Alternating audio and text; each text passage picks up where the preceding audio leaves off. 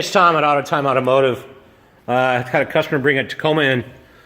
Somebody did the cylinder head. This cam is actually off. You can see this yellow hole, this hole right here.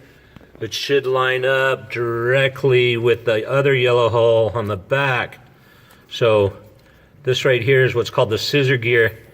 So I'm going to show the front. I'm going to put my hand right on top of that. And that yellow hole should line up. Go back here. With that, you can see this is the scissor gears off. So we're going to have to do that.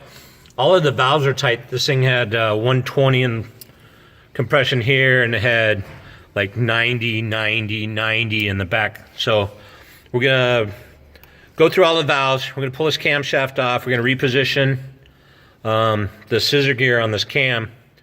And see if we can get the compression up over, at least 120, 140, 160 is where we want to shoot for. So Tom, Autotyme Automotive, working on the old 2.7 Toyota Tacoma motor. Out.